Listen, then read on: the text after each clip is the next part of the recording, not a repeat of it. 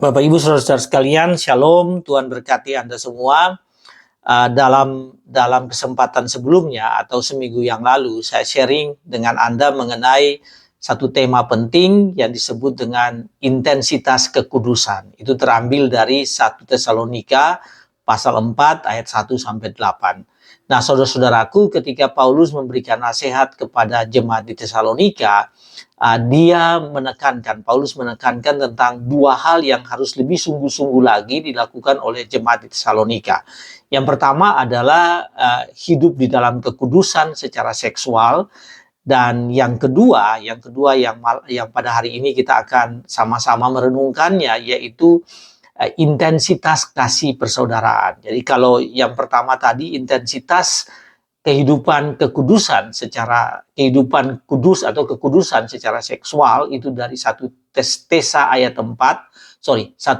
pasal 4 ayat 1 sampai 8. Maka kali ini tentang intensitas atau intensifikasi kasih persaudaraan terambil dari 1 Tesalonika pasal 4 ayat 9 sampai 12. Jadi itu adalah dua hal. Pertama, intensifikasi kekudusan, kehidupan yang kudus, dan yang kedua intensifikasi kasih persaudaraan. Bapak Ibu Saudara-saudaraku, apa itu kasih persaudaraan? Kasih persaudaraan adalah yang disebut dengan brotherly love dalam bahasa Inggrisnya. Di dalam bahasa Yunani, kasih persaudaraan ini disebut dengan Philadelphia, atau bahasa Yunani untuk kasih persaudaraan adalah Philadelphia. Nah, Philadelphia terdiri dari dua kata. Yang pertama phila atau filio, ya, dan Anda tahu apa itu kasih filia atau kasih filio adalah kasih di antara kasih yang diwujudkan oleh seseorang kepada sesama manusia, ya, kepada orang lain, itu disebut dengan filia. Dan kata kedua adalah Delphia. Delphia ini artinya saudara atau persaudaraan. Jadi Philadelphia adalah kasih persaudaraan. Bapak Ibu Saudara-saudaraku, pada awalnya memang kasih persaudaraan ini adalah kasih yang diwujudkan kepada orang yang satu darah, yang satu mama dan papa, satu oma dan opa, satu family, satu keluarga. Itu pada awalnya, ya. Pada awalnya memang ketika kita ngomong tentang Philadelphia, itu kasih di antara sesama anggota keluarga. Dari satu orang ke sesama anggota keluarganya, tadi saya sebutkan satu keturunan, mungkin satu marga, ya, itu adalah yang disebut dengan pada awalnya kasih persaudaraan itu diwujudkan di antara orang-orang yang satu, yang mempunyai hubungan darah. Namun demikian dia berkembang. Jadi kasih persaudaraan ini berkembang karena orang Kristen adalah saudara di dalam Kristus, maka yang disebut dengan kasih persaudaraan itu tidak hanya terbatas pada orang yang satu hubungan darah, ya, tetapi juga menyangkut atau berada di kalangan mereka atau kita yang memiliki persaudaraan di dalam Kristus. Jadi di dalam persekutuan, di dalam gereja, di kalangan keluarga pada awalnya, tapi kemudian kasih persaudaraan itu berkembang, ya, tidak hanya di kalangan keluarga. Memang paling utama adalah di kalangan keluarga, tapi kemudian berkembang menyangkut sesama saudara di dalam Kristus atau sesama murid-murid Tuhan. Ketika seseorang mewujudkan kasih persaudaraannya, maka dia melakukan itu pertama-tama di kalangan keluarganya, dan yang berikutnya dia melakukan itu di kalangan saudara-saudaranya yang tentu saja keluarga dan dalam hubungan dengan Kristus atau saudara-saudara seiman. Saudara-saudara sekalian, dari 1 Tesalonika pasal 4 ayat 9 sampai 12, ya, perikop ini akan kita baca. Dan ada dua hal yang bisa kita pelajari dari perikop ini. 1 Tesalonika 4 ayat 9 sampai 12. Yang pertama yaitu dari ayat 9 dan ayat 10. Jadi saya akan membaca ayat 9 dan ayat 10 ini yang menekankan bahwa orang-orang di Tesalonika telah melakukan praktek kasih persaudaraan, dan karena itu mereka harus meningkatkannya. Mereka harus lebih sungguh-sungguh lagi melakukannya. Nah, saya pakai istilah yang disebut dengan intensifikasi. Mereka sudah melakukan kasih persaudaraan, dan karena itu mereka tidak terbatas, tidak berhenti di situ. Mereka harus meningkatkan intensitas perwujudan kasih persaudaraan. Jadi itu poin pertama, saudara sekalian, bagaimana keharusan bagi setiap anak-anak Tuhan, murid Tuhan untuk mengintensifikasi kasih persaudaraan di dalam kehidupannya. Saudara sekalian, kita akan melihat dari ayat 9 dan ayat 10. Ayat 9 mengatakan demikian, tentang kasih persaudaraan tidak perlu dituliskan kepadamu, karena kamu sendiri telah belajar kasih mengasihi dari Allah. Jadi Paulus menyampaikan kepada jemaat Tesalonika hal yang lain yang harus sungguh-sungguh dilakukan oleh mereka, yaitu kasih persaudaraan. Kemudian Paulus katakan tentang kasih persaudaraan ini tidak perlu dijelaskan lebih detail lagi, tidak perlu dituliskan, dijelaskan lebih detail lagi kepada jemaat di Tesalonika, ya. Karena kamu sendiri, jadi jemaat di Tesalonika, gereja di Tesalonika telah melakukannya. Kamu sendiri telah melakukannya. Kamu telah belajar kasih mengasihi dari Allah. Jadi Bapak Ibu, Paulus menyampaikan bahwa kasih persaudaraan itu adalah kasih dan mengasihi. Jadi kasih mengasihi satu dengan yang lain, atau kasih dan mengasihi, ya, kasih dan mengasihi. Dikatakan di sini kasih persaudaraan itu adalah belajar kasih mengasihi. Nah, kata kasih mengasihi itu artinya to love and to be loved, ya. Mereka mengasihi orang lain, tapi juga mereka dikasihi oleh orang lain. Jadi mengasihi sesama anggota keluarga, dikasihi oleh sesama anggota keluarga. Itu yang disebut dengan kasih persaudaraan. Jadi tidak hanya searah, tapi timbal balik di antara orang-orang dalam satu keluarga, di antara jemaat di dalam satu persekutuan. Paulus mengatakan bahwa tentang hal itu kamu telah mengetahui dan itu bersumber dari Allah. Nah, ini sangat menarik. Paulus menyampaikan bahwa kasih itu bersumber dari Allah. Jadi poin pertama tentang kasih persaudaraan itu dia berasal dari Allah. Ya, kita hanya bisa mewujudkan kasih persaudaraan itu kalau kita orang Kristen, kalau kita bersumber pada Allah. Allah yang adalah sumber kasih, ya, resource of love, ya. Jadi sumber kasih itu memang ada di Allah, pada Allah. Dan ketika kita percaya, kita adalah sebagai orang-orang Kristen, kita mengasihi Allah dan Allah mengasihi kita, dan itu adalah sumber bagi kita untuk mengasihi orang yang lain atau untuk kita mempraktekkan kasih persaudaraan. Paulus mengatakan bahwa kamu telah belajar kasih mengasihi dari Allah. Jadi memang poin pertama, sumber kasih persaudaraan itu adalah dari Allah. Artinya bahwa kasih persaudaraan itu mempunyai kualitas yang sangat tinggi, yang berbeda dengan filio yang ada pada umumnya di dunia ini. Karena kasih persaudaraan itu bersumber dari Allah. Jadi artinya setiap orang Kristen mewujudkan itu, melakukan kasih persaudaraan itu karena dia percaya kepada Allah. Dia percaya kepada Yesus, dan Yesus adalah sumber dari kasih mengasihi itu. Bapak Ibu, itu dalam ayat 9 dikatakan demikian.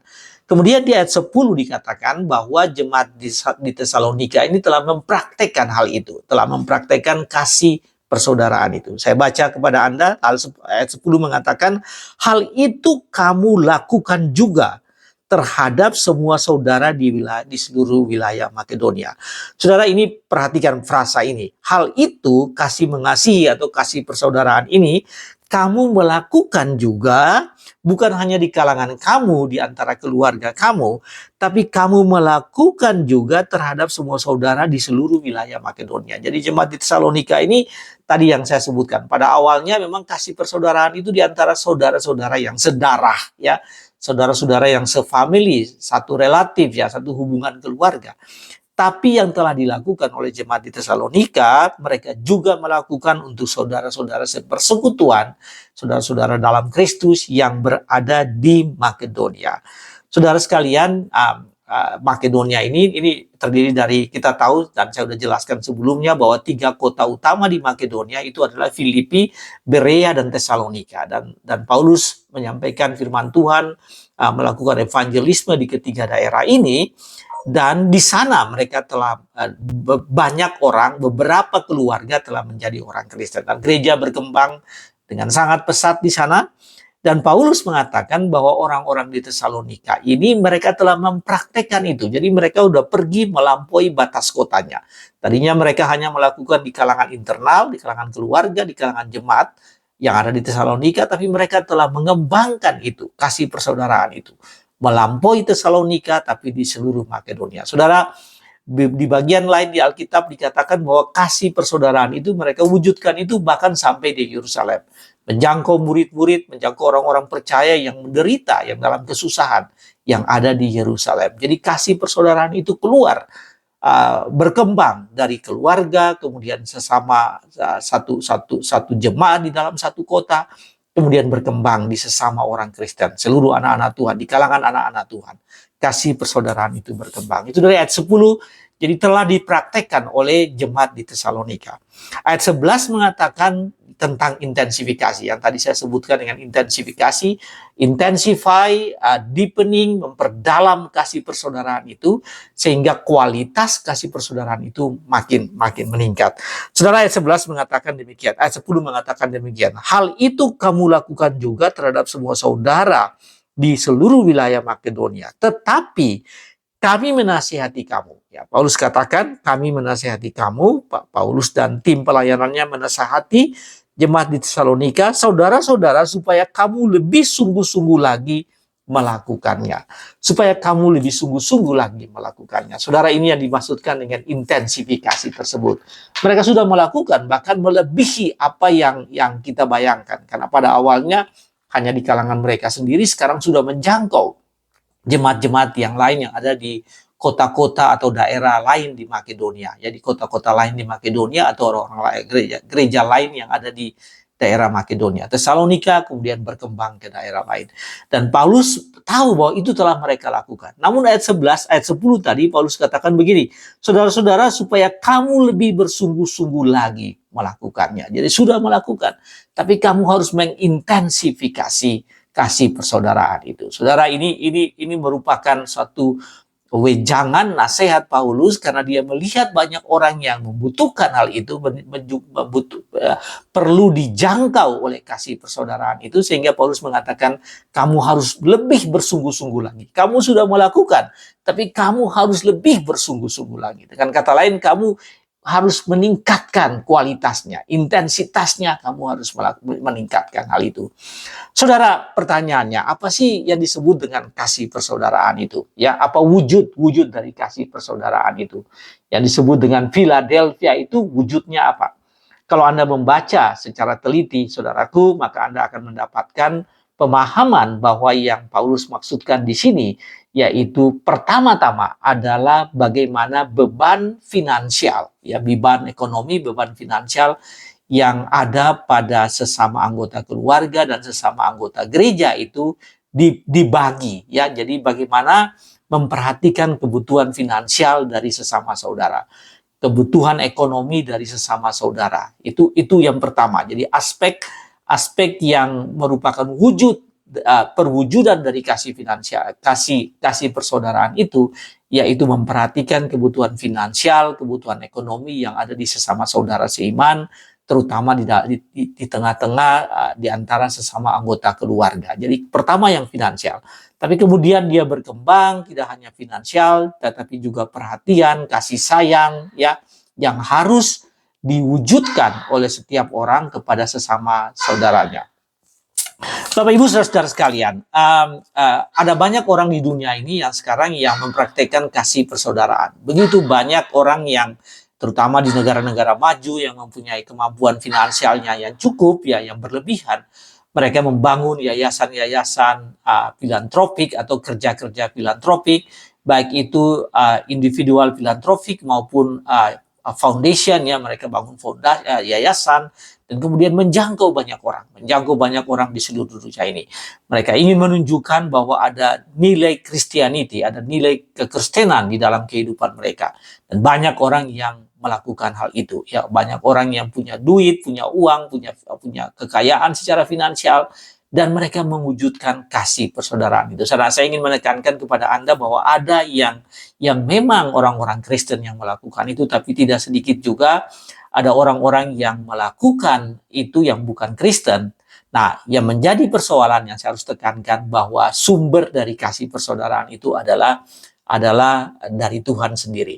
Artinya kalau orang yang tidak percaya kepada Tuhan saja melakukan kasih persaudaraan, apalagi kita sebagai anak-anak Tuhan, kita harus lebih lagi melakukan kasih persaudaraan dengan motivasi dan yang benar, yaitu karena kasih itu kita telah kasih mengasihi itu kita telah menerima dari Tuhan, dan karena itu kita harus melakukan kasih persaudaraan.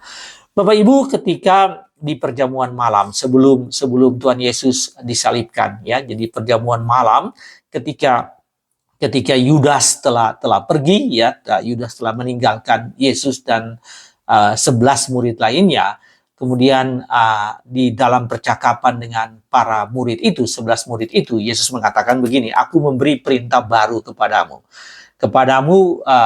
Aku memberi perintah yang baru, yaitu supaya kamu saling mengasihi. Jadi di antara murid-murid Yesus mengatakan supaya kamu saling mengasihi.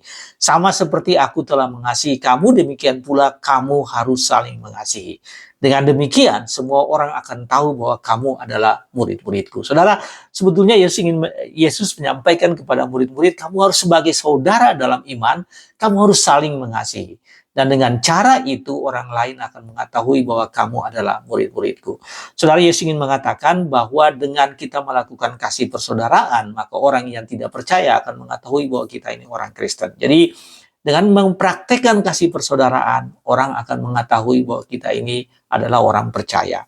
Saudara, di dalam Matius pasal 10 ayat 42, ya, Yesus mengajar kepada murid-muridnya tentang bagaimana harus memperhatikan kebutuhan-kebutuhan sosial dari orang-orang yang memang secara sosial itu menderita. Kemudian di dalam Matius pasal 10 ayat 42, ya, Yesus menyampaikan demikian. Dan barang siapa memberi air sejuk secangkir saja pun kepada salah seorang yang kecil ini, karena ia adalah muridku, karena ia muridku, aku berkata kepadamu sesungguhnya ia tidak akan kehilangan upahnya daripadanya. Jadi Yesus mengatakan kepada murid-murid dan orang banyak pada saat itu, seseorang yang memberikan air sejuk, secangkir air sejuk kepada seseorang yang lain, dan karena dia itu adalah muridku, maka kepada orang yang memberi itu dia tidak akan kehilangan upah dari Bapaknya. Jadi Yesus mengajarkan tentang kasih persaudaraan yang harus muncul di kalangan murid-murid, tetapi juga di kalangan orang percaya, dan kemudian Tuhan Yesus menyampaikan bahwa mereka yang melakukan hal itu memiliki upah yang besar di sorga. Saudara-saudara sekalian, apa artinya ini bagi kita? Pelajaran pertama bagi kita, satu implikasi teologis yang harus kita lakukan dalam kehidupan kita, yaitu kita harus mempraktekkan kasih persaudaraan. Dan mulailah wujudkan kasih persaudaraan itu di tengah-tengah keluarga Anda, sesama kakak beradik, satu mama dan papa, satu oma dan opa, ya, sesama keluarga, satu marga, kemudian satu kampung, ya, dan kemudian kita kembangkan itu ke gereja kita sesama orang percaya, dan lakukan itu. Paulus mengatakan kamu harus meningkatkan intensitas itu. Intensitas artinya kalau selama ini kita tidak melakukan, kita harus melakukan. Tapi selama ini kalau kita sudah mempraktekkan kasih persaudaraan itu, kita harus semakin meningkatkan lagi. Saudara-saudara sekalian, dengan cara itu orang akan mengetahui bahwa Anda adalah orang Kristen. Kalau kita mewujudkan kasih persaudaraan, maka orang akan mengetahui bahwa kita ini adalah anak-anak Tuhan, kita ini adalah orang Kristen. Dan yang paling penting, praktekkan kasih persaudaraan di tengah-tengah keluargamu, anggota keluargamu, sesama saudara sekandung. Kasih persaudaraan itu harus dipraktekkan, harus diwujudkan. Jangan sampai kita ini saudara sekandung, kita orang percaya, namun kita berselisih paham satu dengan yang lain, bahkan ekstrimnya kita bermusuhan di antara sesama saudara sekandung. Kita tidak memperhatikan, itu adalah hal-hal yang bukan merupakan praktek kehidupan Kristen. Jadi praktek kehidupan Kristen, orang-orang yang percaya kepada Tuhan Yesus, orang-orang yang telah menerima kasih keselamatan, anugerah keselamatan dari Tuhan Yesus, yaitu kita mempraktekkan kasih persaudaraan. Saudara dipanggil, saudara dinasihatkan untuk melakukan kasih persaudaraan. Pertama di tengah-tengah keluarga Anda. Sesama saudara kandung, sesama saudara yang sekampung, semarga, dan kemudian kembangkan kasih persaudaraan itu menjadi sesama saudara yang ada di dalam Tuhan, ya, yang ada di dalam satu persekutuan.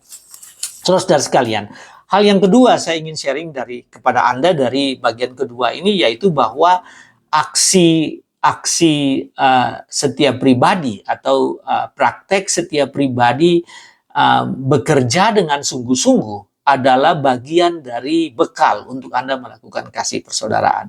Jadi setelah Paulus memberikan nasihat bahwa ya, intensitas kasih persaudaraan itu harus ditingkatkan, kemudian Paulus masuk di dalam ayat 11 yang mengatakan bagaimana Paulus mempraktekkan kasih persaudaraan itu dengan cara memperkuat kapasitas dan bekerja untuk meningkatkan kemampuan dia secara pribadi, tentu saja ini secara finansial, dan dengan cara itu dia bisa mempraktekkan kasih persaudaraan. Saudara, saya ingin membaca dari ayat 11 bagi Anda.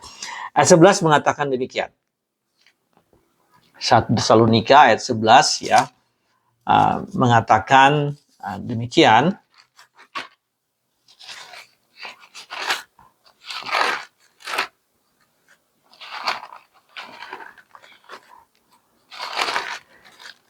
Ya, pasal 4 ayat 11 mengatakan demikian. Dan anggaplah sebagai suatu kehormatan untuk hidup tenang. Jadi Paulus pertama mengatakan bahwa kamu harus hidup tenang. Ini hidup tenang ini artinya tidak mengganggu orang lain. Hidup tenang ini berarti kamu hidup tidak riuh dan mengurus persoalan orang lain. Jangan mengurusi persoalan orang lain. Ya, ada orang lain punya masalah lalu kamu mengurusi persoalan yang sebetulnya bukan hak kamu dan kapasitas kamu untuk melakukan hal itu. Ya, istilahnya jangan mencampuri urusan orang lain. Paulus mengatakan begitu. Sehingga dia katakan anggaplah sebagai suatu kehormatan untuk hidup tenang, untuk mengurus persoalan-persoalan sendiri dan bekerja dengan tangan seperti yang telah kami pesankan kepadamu. Jadi Paulus menyampaikan bahwa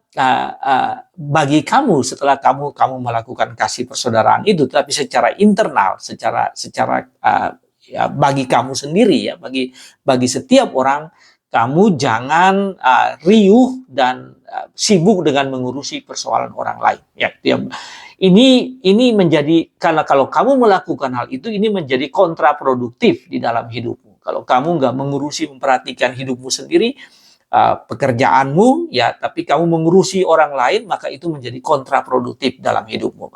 Sehingga ini akan merugikan bukan saja kamu. Kalau kamu memperhatikan terlalu campur dengan urusan orang lain, sebetulnya kamu merugikan orang itu, ya. Kamu terlalu banyak campur dengan kehidupan saudaramu, maka kamu merugikan orang itu. Bukan hanya merugikan dirimu sendiri, tapi juga merugikan orang lain. Jangan terlalu ikut campur karena ini adalah satu kehormatan. Paulus mengatakan di dalam ayat 11, anggaplah sebagai satu kehormatan untuk kamu memikirkan hidupmu sendiri, untuk kamu fokus pada kehidupanmu, dan kemudian kamu bekerja. Kamu bekerja dengan tanganmu, ya, bekerja dengan upayamu, bekerja dan fokus pada persoalan utamamu. Nah, ini adalah ayat ini ingin menekankan bahwa ya, sebagai seorang anak Tuhan, kita harus sungguh-sungguh bekerja, ya, sungguh-sungguh bekerja supaya kita mempunyai produktivitas yang tinggi. Dikatakan kamu harus bekerja dengan upayamu, kamu harus bekerja dengan tanganmu, sehingga setiap kita tidak bergantung pada orang lain. Nah, saudara perhatikan ini aspek yang sangat penting, bahwa kita harus mempraktikkan kasih persaudaraan, tetapi setiap orang harus bekerja dengan sungguh-sungguh. Dan jangan mengurusi persoalan orang lain, tetapi sebaliknya kamu harus fokus dalam kehidupanmu, kehidupan bekerja. Tentu saja Paulus mengatakan, aku sendiri bekerja dengan tanganku. Ya, Paulus mengatakan seperti itu. Kamu harus hidup tenang sebagai suatu kehormatan, dan kemudian bekerja dengan sungguh-sungguh dengan tanganmu sendiri. Ya, artinya dengan kekuatan, dengan kemampuan, dengan kapasitas, dengan talenta yang kita punya, kita harus bekerja dengan sungguh-sungguh. Saudara, dengan melakukan hal itu, ya, jadi setelah kamu mengurusi persoalanmu sendiri di ayat 11 dan bekerja dengan tanganmu sendiri, seperti yang telah kami pesankan, Paulus telah memesankan ini sebelumnya kepada jemaat di Tesalonika, Sehingga, nah ini ayat 12 ini. Ayat 12 mengatakan, sehingga kamu hidup sebagai orang-orang yang sopan di mata orang luar dan tidak bergantung pada mereka. Nah, dengan cara tidak memperhatikan, tidak terlalu banyak mengurusi persoalan orang lain, ya, maka kamu bekerja dengan sungguh-sungguh, maka sebagai dampaknya kamu menerima respect.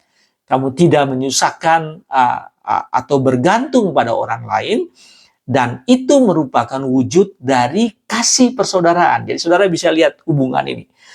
Memang betul kasih persaudaraan mau meminta kita untuk membantu orang secara finansial, tetapi di dalam ayat 11-12 Paulus menyampaikan bahwa setiap orang jangan bergantung pada orang lain. Harus berusaha. Bahkan Paulus mengatakan dia sendiri bekerja dengan tangannya dan tidak menyusahkan orang lain. Jadi ini prinsip yang sangat luar biasa. Memang kita harus memperhatikan orang lain, ya, maksudnya kita harus mewujudkan kasih persaudaraan itu, tetapi setiap orang harus bekerja. Setiap orang mempunyai prinsip bahwa dia tidak hanya bergantung pada orang lain, tapi dia harus bekerja. Saudara, ini sangat penting, ya. Jadi meskipun kita harus mewujudkan kasih persaudaraan di dalam gereja, tetapi kita sendiri, ya, jangan berharap pada hal itu. Sebaliknya kita harus bekerja dengan kemampuan, dengan talenta, dengan tangan kita sendiri. Paulus menyampaikan seperti itu. Nah, saudaraku, contoh yang menarik Paulus sampaikan di dalam tentang hal ini. Paulus sampaikan di dalam Kisah Para Rasul, ya, Kisah Para Rasul pasal 20 ayat 33 sampai dengan 35, ya. Kisah Para Rasul, ketika Paulus ingin, ini pasal 20, ya, ketika Paulus akan berpisah dengan jemaat di Efesus, ini sudah di bagian-bagian terakhir, episode terakhir dari pelayanan Paulus, dan dia akan berpisah dengan mereka, dia kembali ke Yerusalem, dan dari Yerusalem dia akan pergi ke Roma untuk pengadilannya, dan terakhir kali di Roma. Sebelum dia berpisah dengan jemaat di Efesus, dia menyampaikan hal ini, ya, dan ini terambil dari Kisah Para Rasul pasal 20 ayat 17 sampai dengan ayat perikopnya itu sampai dengan ayat 38, yang berjudul perikopnya itu perpisahan Paulus dengan para penatua di Efesus. Nah, di dalam ayat 33, ya, Kisah pasal 20 ayat 33 mengatakan begini. Ini semacam bukan argumentasi tapi kesaksian Paulus, ya. Dia ingin menyampaikan hal ini kepada jemaat atau para penatua, ya, para tua-tua yang ada di jemaat Efesus. Paulus mengatakan begini, perak atau emas atau pakaian tidak pernah aku ingin dari siapapun juga. Jadi bahkan kepada jemaat Efesus, Paulus katakan, aku tidak bergantung padamu dalam hal perak, emas, ataupun pakaian. Itu Paulus menyampaikan begitu. Kamu sendiri tahu bahwa dengan tanganku sendiri aku telah bekerja untuk memenuhi keperluanku dan keperluan kawan-kawan seperjalananku. Saudara, ini luar biasa. Paulus mengatakan dia tidak tergantung pada jemaat. Dengan tanganku sendiri aku bekerja untuk memenuhi keperluanku dan keperluan kawan-kawan seperjalananku. Satu tim pelayanan. Paulus bekerja. Mereka sama-sama bekerja untuk memenuhi kebutuhan ekonomi dan finansial mereka. Kemudian ayat 35 mengatakan, dalam segala sesuatu telah kuberikan contoh kepada kamu, bahwa dengan bekerja demikian kita harus membantu orang-orang yang lemah. Ya, Paulus mengatakan, dengan bekerja demikian kita membantu orang-orang yang lemah. Tentu saja saudara-saudara kita yang lemah. Kasih persaudaraan tadi, ya. Membantu saudara-saudara kita yang lemah, dan harus mengingat perkataan Tuhan Yesus. Jadi Tuhan Yesus mengajarkan kepada jemaat, seluruh jemaat, kepada Paulus, kepada jemaat di Tesalonika melalui Paulus mengajarkan itu, sebab ia sendiri telah mengatakan, Yesus sendiri telah mengatakan, adalah lebih berbahagia memberi daripada menerima. Jadi kasih persaudaraan harus diwujudkan, tetapi kemudian Paulus katakan mereka, ya, Paulus harus bekerja untuk memenuhi kebutuhan ekonomi finansial. Memang kasih persaudaraan harus dipraktekkan, tapi setiap orang pun harus bekerja. Paulus mengatakan, kami memberi contoh, kami bekerja, Kami bekerja untuk memenuhi kebutuhan kami. Kami lakukan itu dengan tangan kami sendiri. Untuk memenuhi bukan saja keperluan pribadi, tapi keperluan kawan-kawan yang sama dalam satu tim pelayanan. Saudara, kemudian Paulus katakan adalah berbahagia memberi daripada menerima. It is better to give than to receive. Ya, itu Paulus mengatakan lebih baik memberi daripada menerima. Jadi bayangkan bahwa setiap orang merasa berbahagia memberi. Kalau setiap orang memiliki itu, maka kualitas kasih persaudaraan itu memang semakin meningkat. Karena setiap orang punya sikap seperti itu, ya, memberi, bukan menerima, tapi memberi. Saudara-saudara sekalian, bagian kedua ini ingin mengajarkan kepada kita bahwa kasih persaudaraan bisa dengan mudah diwujudkan bila kamu fokus pada kehidupanmu. Bila kamu bekerja dengan kemampuanmu.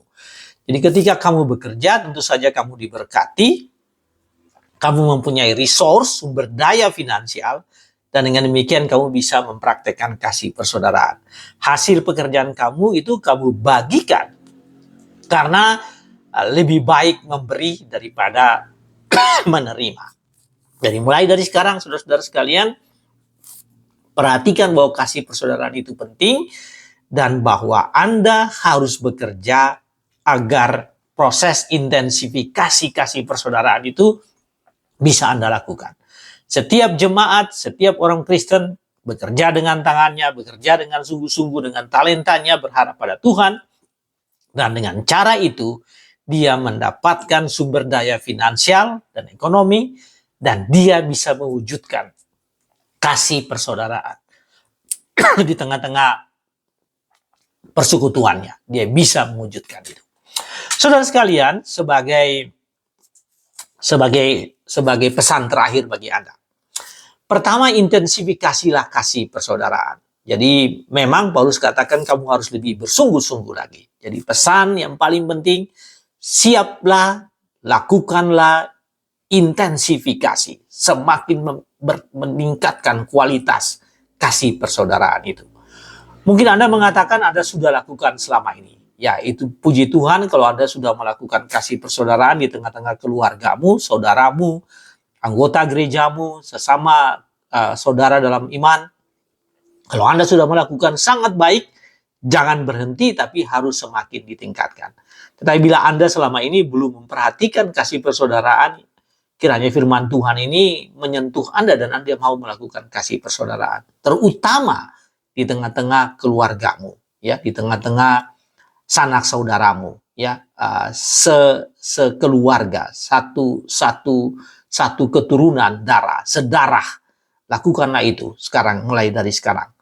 Tidak hanya materi, memang materi, finansial, ekonomi adalah hal yang penting. Tetapi kalau Anda tidak bisa mewujudkan itu, karena Anda bekerja dan apa yang Anda miliki hanya mencukupi keluarga Anda, maka kasih persaudaraan itu tidak hanya dalam bentuk finansial, tapi juga hidup Anda, perhatian Anda, kasih sayang Anda kepada sesama saudaramu.